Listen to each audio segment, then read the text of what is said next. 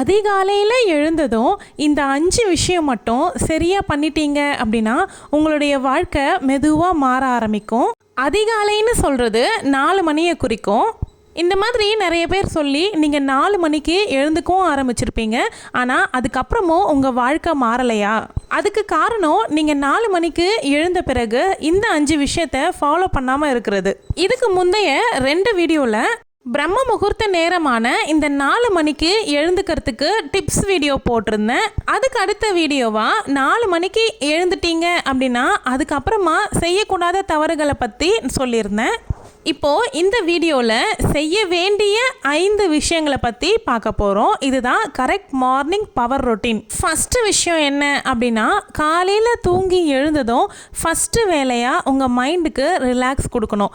ஏன்னா உங்களுடைய பிரெயினை அப்போ தான் தூக்கத்துலேருந்து எந்திரிக்கும். அதை உடனே நீங்கள் ஃபோனோ இல்லைனா நியூஸோ எதுவோ ஒன்று நீங்கள் பார்த்து அதை கொலாப்ஸ் பண்ணாதீங்க.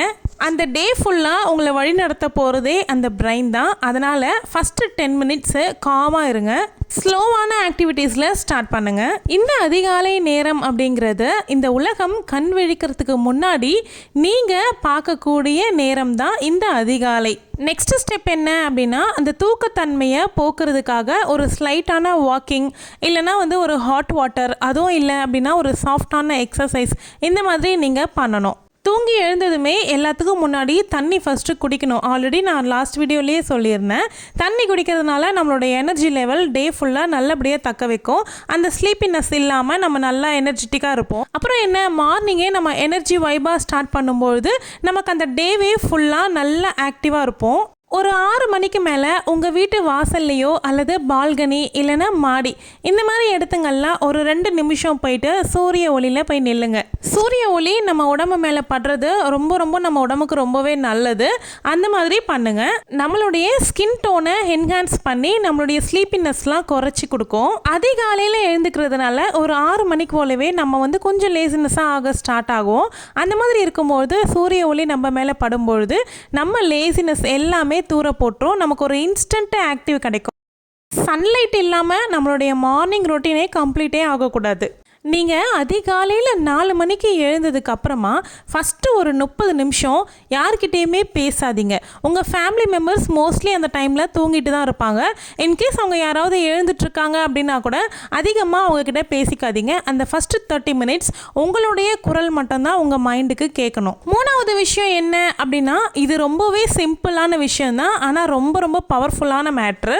உங்களுடைய டேவை நீங்கள் கிராட்டிடியூடு இல்லாமல் ஸ்டார்ட் பண்ணவே பண்ணாதீங்க. நீங்கள் எழுந்து உட்காந்த உடனே நீங்கள் வணங்கக்கூடிய கடவுளுக்கோ இல்லை பிரபஞ்சத்துக்கோ நன்றி சொல்லுங்கள். உங்களுக்கு இன்னொரு நாள் கிடச்சிருக்கு, நீங்கள் உயிரோடு எழுந்து உட்காந்துருக்கீங்க அப்படிங்கிறதுக்கு நீங்கள் நன்றி சொல்லுங்கள். உங்கள் குடும்பம் நல்லா இருக்குது உங்கள் கண்ணு முன்னாடி அப்படிங்கிறதுக்காக உங்களுக்கு நீங்கள் நன்றி சொல்லணும் கடவுளுக்கு. இந்த ஒரு ஹேபிட்டை நீங்கள் வளர்த்துக்கிட்டீங்க அப்படின்னா உங்களுக்கு அந்த டேவே பாசிட்டிவ் மைண்டாகவே போகும், நல்லதாகவே நடக்கும். ஒரு சிலருக்கு அந்த மார்னிங் சைலன்ஸ் பிடிக்காது. அந்த கம்ப்ளீட்டான சைலண்ட்டாக இல்லாமல் நீங்கள் ஒரு மந்திரம் ஒலிக்க வைக்கலாம். ரொம்ப லோ வாய்ஸாக ஒரு டிவிலேயோ இல்லை மொபைல்லையோ ஒரு மந்திரம் ஒலிக்க விடுங்க. அது ரொம்ப மைண்டை காமாக மாற்றும்.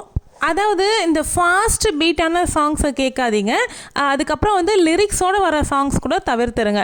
மைண்டு காமாக இருக்கணும் அப்படின்னா ஒரு மாதிரி இன்ஸ்ட்ருமெண்டல் மட்டும் வர மாதிரி அந்த காமான மியூசிக்காக கேளுங்க. உங்களுக்கு மைண்ட் ரொம்ப பீஸ்ஃபுல்லாக இருக்கும். எழுந்து என்ன பண்ண போகிறோம் அப்படின்னே தெரியாமல் உங்களுடைய டேவை ஸ்டார்ட் பண்ணாதீங்க. நீங்கள் என்ன பண்ண போகிறீங்க அப்படிங்கிறத முன்கூட்டியே ஃபிக்ஸ் பண்ணி வச்சுருங்க. இந்த 4 o'clock ரொட்டீன்லேயே இந்த ஒரு மேட்ரு தான் ரொம்ப முக்கியமானது. பல பேர் பண்ணுற மிஸ்டேக் என்ன அப்படின்னா, நான் ஏர்லியாக எந்திரிச்சிட்டேன், ஸோ எல்லா ஒர்க்குமே நான் மார்னிங்கே முடிச்சிருவேன் அப்படின்னு சொல்லிட்டு ரொம்ப மைண்டை ப்ரெஷர் பண்ணிப்பாங்க.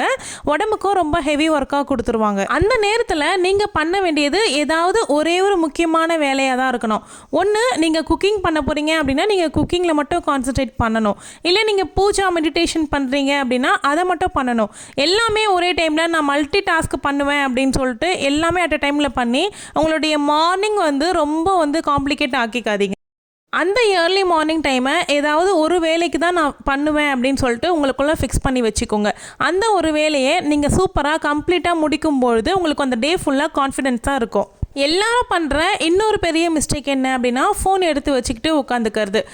6 மணிக்குள்ளே ஃபோனே எடுக்கக்கூடாது அப்படிங்கிற ரூலை உங்களுக்கு நீங்களே போட்டுக்கோங்க. 6 மணிக்குள்ளே நீங்கள் முடிக்க வேண்டிய வேலைகளை கரெக்டாக முடிச்சிருங்க. உங்களுக்காக ஃபோன் பார்க்குற நேரம்னு ஃபிக்ஸ் பண்ணி வச்சுக்கோங்க. 6 மணிக்குள்ளே நீங்கள் ஃபோனை எடுத்தீங்க அப்படின்னா உங்களுடைய ரொட்டீனே ஸ்பாயில் பண்ணிடும். ரூல் இல்லாத ஃபோன் வந்து நம்மளுடைய ரொட்டீனை டெஸ்ட்ராய் பண்ணிடும். ஒர்க்லேயே இது பண்ணலாமா அது பண்ணலாமான்னு டிஸ்ட்ராக்ஷன் வராமல் இருக்கிறதுக்கு நீங்கள் வந்து இந்த விஷயத்தை ஃபாலோ பண்ணுங்கள். நோட் எடுத்து ஒரு 3 விஷயம் மட்டும் எழுதுங்க. நம்பர் 1 என்ன அப்படின்னா, இன்றைக்கி நீங்கள் செய்ய வேண்டிய முக்கியமான வேலையை நோட் பண்ணுங்கள். நம்பர் 2, இன்றைக்கி நீங்கள் டிஸ்ட்ராக்ஷன் ஆகாமல் செய்யறதுக்கு என்னெல்லாம் பண்ணணும் அப்படிங்கிறத நோட் பண்ணுங்கள். எது நீங்கள் டிஸ்ட்ராக்ட் ஆவீங்களோ அதை வந்து அவாய்ட் பண்ணுங்கள். நம்பர் 3, இன்றைக்கி உங்களுடைய நாளுக்கு எதுக்கு நீங்கள் நன்றி சொல்ல விரும்புகிறீங்க, உங்களுடைய ஆரோக்கியம் நல்லா இருக்குது அப்படின்னா, இல்லை உங்களுடைய குடும்பத்தார் உங்கள்கிட்ட அன்பாக நடந்துக்கிட்டாங்க அதுக்காகவா, இந்த மாதிரி ஒரு நன்றி சொல்கிறத ஒரு நோட் பண்ணுங்கள். இதெல்லாம் பண்ணுறதுக்கு ஒரு 5 நிமிஷம் தான் ஆகும். அந்த 5 நிமிஷம் உங்களுடைய ஹாஃப் டேவை ஃபிக்ஸ் பண்ணி வச்சிரும். 4 மணிக்கு எழுந்துக்கிற எல்லாரும் சக்ஸஸ் ஆவாங்க அப்படின்னு கிடையாது.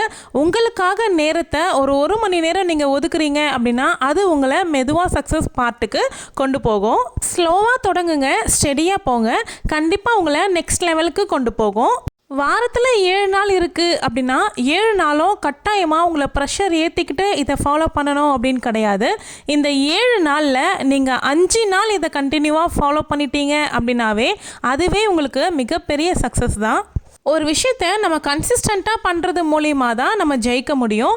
கன்சிஸ்டன்சி அப்படிங்கிறது பர்ஃபெக்ஷனை விட ரொம்ப மேலானது.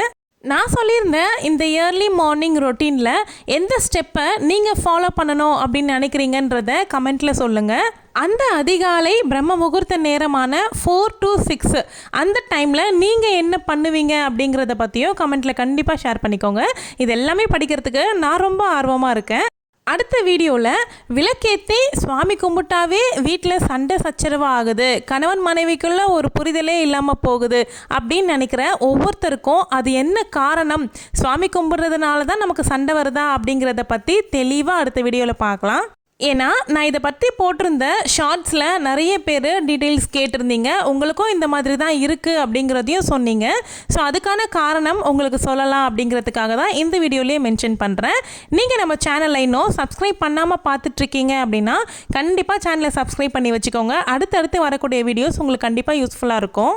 உங்கள் வீட்லேயும் இந்த மாதிரி விளக்கேற்றி சுவாமி வழிபாடு பண்ணாவே வீட்டில் சண்டை சச்சரவுல முடியுது அப்படின்னு நினைக்கிறீங்க அப்படின்னா அடுத்த வீடியோ உங்களுக்கு ரொம்பவே யூஸ்ஃபுல்லாக இருக்கும். அதுக்காக வேண்டி சப்ஸ்கிரைப் பண்ணிக்கோங்க. அதுக்கு அடுத்த வீடியோவாக 30 நாள் நம்ம தொடர்ந்து 4 மணிக்கு எந்திரிக்கும் போது நம்ம வாழ்க்கையில் என்னென்ன மாற்றங்கள்லாம் ஏற்படும் அப்படிங்கிறத பற்றி ஒரு வீடியோ பார்க்கலாம். நான் சொன்ன இந்த 2 வீடியோவில் எந்த வீடியோ ஃபஸ்ட்டு போடலாம் அப்படிங்கிறதையும் கமெண்ட்டில் சொல்லுங்கள்.